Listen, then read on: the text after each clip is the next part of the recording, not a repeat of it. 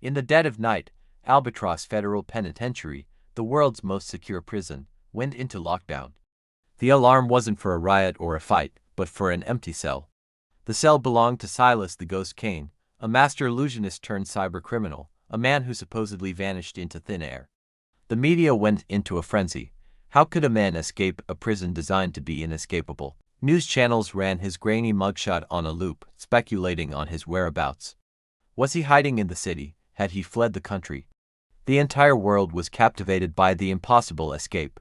Warden Miller, a man with a face carved from granite, stood before a sea of reporters. He assured the public that every resource was being used to recapture Kane. He detailed the prison's state-of-the-art security, pressure plates, laser grids, biometric scanners. An escape was, by all accounts, impossible. But the empty cell told a different story. The search intensified, creating a nationwide dragnet. Police helicopters sliced through the city skyline, and tactical teams raided known hideouts. The public's fear and fascination grew with each passing hour. The escape of Silas Kane was the only story that mattered. Meanwhile, miles away from the media circus, a different kind of operation was underway. In a sterile, white server room deep beneath the financial district, a lone technician was making his final checks. His name was Leo, and he was completely invisible to the world. As the nation obsessed over a phantom escapee, Leo was methodically bypassing the digital security of a global financial institution. Kronos Corp. Every news alert about Kane's escape bought him more time, pulling law enforcement and digital security experts away from their posts, their eyes fixed on the wrong prize. The truth was, Silas Kane never left his cell. The entire escape was a grand illusion, a digital ghost story he had crafted from the inside. Months before, using a smuggled micro-device, he had looped the security footage of his cell, creating a perfect, repeating image of himself sleeping. He then triggered a false alarm, a digital whisper that screamed escape. The prison reacted exactly as he'd planned, locking down and inadvertently creating the perfect cover for his real objective. The world was chasing a ghost he had created. As the manhunt reached its fever pitch, Leo initiated the final data transfer. He wasn't stealing money, he was after something far more valuable. He was downloading internal communications, transaction logs, and hidden ledgers, evidence of a massive fraud scheme orchestrated by the CEO of Kronos Corp., the very man who had framed Silas Kane years ago. This wasn't a simple heist, it was digital vindication. The data flowed silently, a river of ones and zeros that would rewrite history, all while the world was distracted by a magic trick. With the data secured, Leo wiped his digital footprints and walked out of the server room, melting back into the city. The next morning, news networks received an anonymous data dump. The headlines shifted dramatically. The story of an impossible prison escape was replaced by the expose of a corporate titan. The evidence was irrefutable. As the CEO was taken away in handcuffs, the false alarm at Albatross was quietly reset. The security footage in Kane's cell returned to a live feed, revealing Silas Kane sleeping peacefully in his bunk, as if nothing had ever happened. The greatest escape wasn't from a prison, but from a false accusation, and the illusionist had just performed his masterpiece. Thanks for watching, and if you enjoyed this story, don't forget to like and subscribe for more. The server terminal wasn't supposed to exist. Borgo Prison's abandoned wing had been officially decommissioned 15 years earlier after a fire tore through its electrical grid. The wiring had been stripped, the access points sealed. The area declared structurally unstable and permanently closed, yet there it was. A humming black terminal mounted against a soot-stained wall, cables snaking into the concrete like roots digging for water. A faint green light blinked rhythmically, steady and alive. Mara Ionescu crouched beside it, her flashlight beam steady despite the tension in her chest. "Kill the connection," Warden Varga ordered.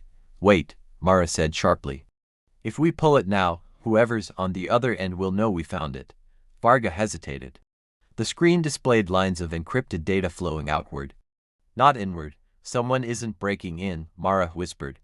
"They're extracting something." "Extracting what?" Varga asked. Mara looked up at the rows of dark, abandoned cells lining the corridor. "Information." Within the hour, cybercrime specialists arrived. The prison's IT supervisor, pale and visibly shaken, confirmed that no active wiring should have been feeding this section of the facility. "Power was cut years ago," he insisted. "This is impossible." "Impossible," Mara repeated quietly. Or hidden. The data trail revealed something even more disturbing. The server wasn't just transmitting internal documents. It was accessing archived disciplinary records, psychological evaluations, staff schedules, and security rotation logs going back nearly a decade. Daniel Kovic had worked in the prison library. He had processed archived materials. He had seen the patterns. And now someone was harvesting them. Meanwhile, Officer Tomas Radu, the guard whose keycard had unlocked the delivery gate, was brought in for questioning. He swore he'd lost his keycard months ago and reported it missing. Documentation confirmed he'd filed a notice, but the card had never been deactivated. A clerical oversight, or deliberate negligence. You expect me to believe this is coincidence? Mara asked him. Radu's hands trembled. I haven't been near the prison in 3 days. Check my phone, check my location. They did. His alibi held, which meant someone inside Borgo had access to inactive credentials and knew how to use them without triggering immediate alerts. The myth of Borgo Prison was built on surveillance and control. But control is only as strong as the people enforcing it. Autopsy results on the delivery driver's body added another layer of unease. Cause of death: cardiac arrhythmia induced by a potent, fast-acting stimulant. No external injuries, no defensive wounds. His fingerprints still didn't match any known identity. Mara stared at the report. He wasn't killed violently, she said. He was used as a decoy, used to draw attention outward, used to solidify the narrative of an escape. Inside the prison walls, tension escalated. Inmates whispered through vents and under doors. Some claimed they had seen Kovic days earlier in areas he shouldn't have accessed. Others said he had been unusually calm the week before the alarm. He kept saying myths are just distractions, one inmate muttered during questioning. Said people believe what makes them feel safe. What did he mean? Mara pressed. The inmate shrugged. That we think we're locked in. But sometimes, the real prison is the story they tell us. At 8:42 p.m., the cybercrime team traced the outgoing data stream. It led not to a foreign government or criminal syndicate. It led to a private security consultancy firm contracted to audit European correctional facilities. The firm had previously conducted reviews at Borgo. Their recommendations had justified funding increases for enhanced surveillance infrastructure. Follow the money, Mara murmured. Financial records showed that the consultancy had billed for risk assessments highlighting potential structural vulnerabilities in legacy wings, including the one destroyed by fire. The same wing now housing the hidden server. Varga's face darkened. You're suggesting this entire escape was staged to validate a security upgrade contract? I'm suggesting someone benefits from proving Borgo isn't impenetrable, Mara replied. But that doesn't explain Kovic. No, she agreed, it doesn't. Then came the call that shifted everything. A rural patrol officer reported a sighting 20 kilometers from Borgo. A man matching Daniel Kovic's description had been seen entering an abandoned warehouse near the industrial rail yard. Mara and Varga drove through the night. The warehouse was cold and empty, dust swirling in the beams of their flashlights. No vehicles, no signs of recent occupation, until they reached the back office. On the desk sat a laptop, open. On the screen was a live security feed. From inside Borgo Prison, specifically from the abandoned wing. Mara's breath caught. They weren't watching old footage. They were watching their own investigation in real time. Someone had placed cameras in the sealed corridor, monitoring the monitors, observing the observers. This isn't about escape, Varga whispered. It's about leverage, Mara said. On the wall behind the desk, pinned with deliberate care, was a printed newspaper headline from 8 years earlier. Financial mastermind Daniel Kovic sentenced to 15 years. Below it, scribbled in black ink, control the narrative. Control the system. Back at Borgo, an internal audit revealed something chilling. The original fire that had shut down the abandoned wing 15 years ago ruled electrical, but the archived incident report showed inconsistencies. Witness statements from that night had been redacted, security footage had gone missing, and one name appeared repeatedly in maintenance oversight logs from that period: Elias Varga. Before he was warden, before he built his reputation on discipline, he had been deputy operations manager, responsible for infrastructure integrity. Mara stared at the documents in silence. Why wasn't this wing fully demolished? She asked quietly. Varga's jaw tightened. Budget constraints, or contingency planning, the implication hung between them. If the abandoned wing had never truly been abandoned, if the fire had created a blind spot in surveillance, then Borgo's myth of invincibility wasn't just flawed, it was curated. As dawn approached, the cyber team delivered their final report of the night. The data transmission from the hidden server had ceased exactly 12 minutes after the alarm sounded. Whatever was being extracted, it was complete. Mara stood alone in Kovac's empty cell, staring at the carved message above the bunk. Fact beats myth. She had assumed it was a taunt. Now it felt like a warning. Because if Daniel Kovac hadn't truly escaped, if the body wasn't his, if the server was siphoning sensitive prison intelligence to an external contractor, then the real question wasn't how he got out. It was why someone needed the world to believe he had. And just as that thought settled in her mind, her phone buzzed. A new alert from border control.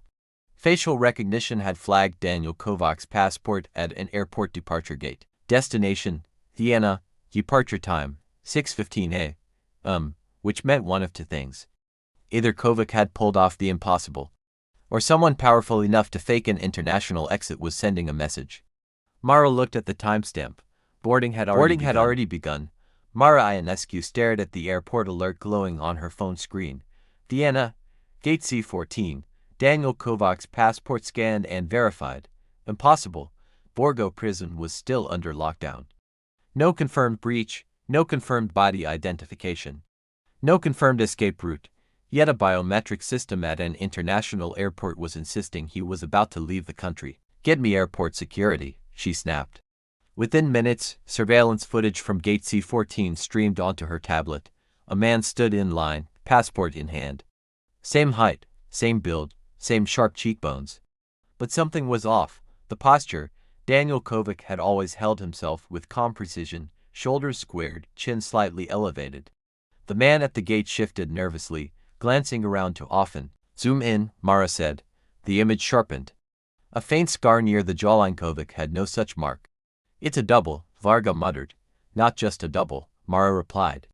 "A deliberate one."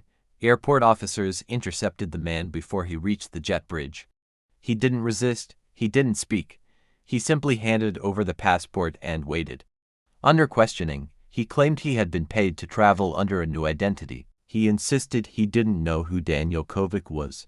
A lawyer had arranged everything. A lawyer whose name traced back to the same private security consultancy auditing Borgo Prison. The message was clear. This wasn't about fleeing. It was about proving the system could be fooled. Back at Borgo, the pressure mounted. News outlets across Europe ran headlines. Legendary Borgo Prison escape. And is the fortress a myth? Public trust wavered.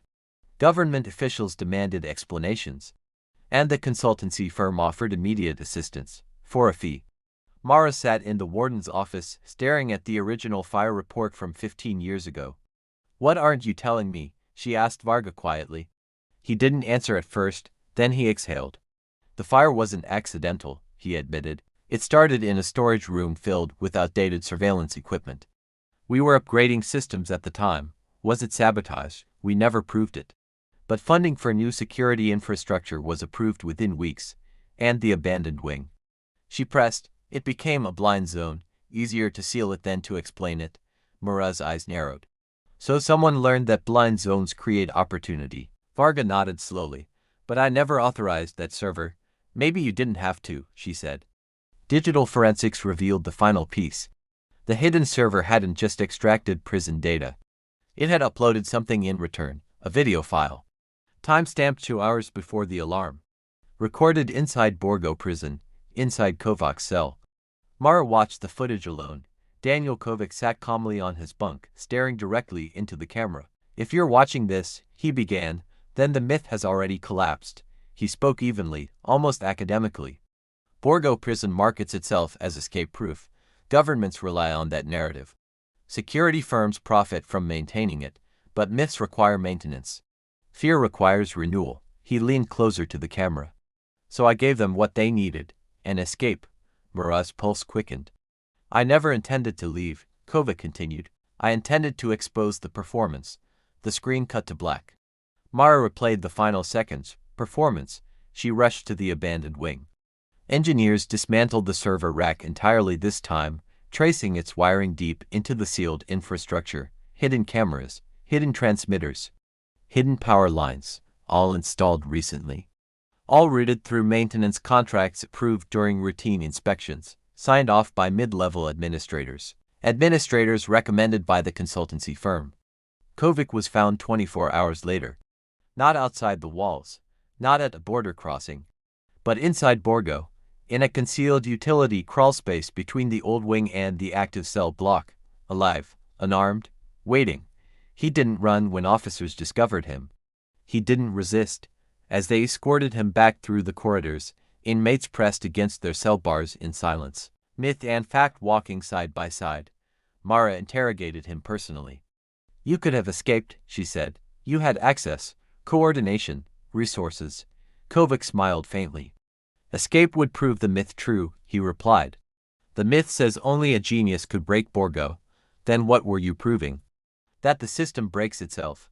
He explained how he had noticed discrepancies in maintenance schedules while working in the library, how consultancy audits always coincided with minor security incidents, how funding spikes followed public fear.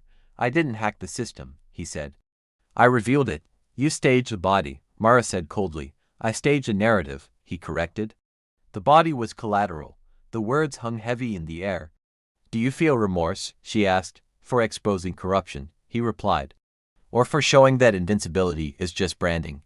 The investigation that followed was brutal. The consultancy firm's contracts were suspended.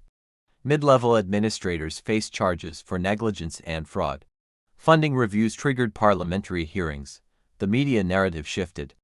It wasn't an escape, it was a manipulation. But not entirely the way officials first claimed. Because Daniel Kovic had never physically breached Borgo's walls, he had breached its credibility. 3 months later, Borgo Prison unveiled a new security overhaul. New cameras, new monitoring software, new public assurances, the myth rebranded. Kovic remained incarcerated, transferred to a higher security facility pending additional charges related to the staged incident. Before his transfer, Mara visited him one final time. "You proved your point," she said. "But you also endangered lives." He met her gaze steadily. "Systems that rely on fear will always endanger someone." As he was led away, she couldn't shake the unease settling in her chest, because part of what he said was true.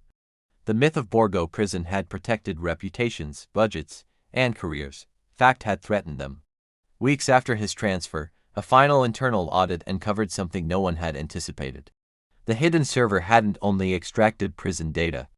It had also copied internal correspondence from government oversight committees. Correspondence revealing that officials were aware of security vulnerabilities years before Kovic ever stepped into Borgo, and chose silence. The public would never see those documents. They were classified under national security. The official story remained simple: an attempted escape thwarted, system integrity restored. But late one evening, as Mara reviewed the sealed case file, she noticed something subtle. The carved words in Kovac's cell, "Fact beats myth," had been sanded away. Removed from the wall entirely, erased, she closed the file slowly. Because myths don't disappear, they adapt.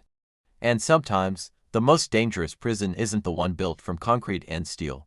It's the one built from the story everyone agrees to believe. If you think this case was unsettling, you're not ready for what's next. Because somewhere, right now, another myth is being protected.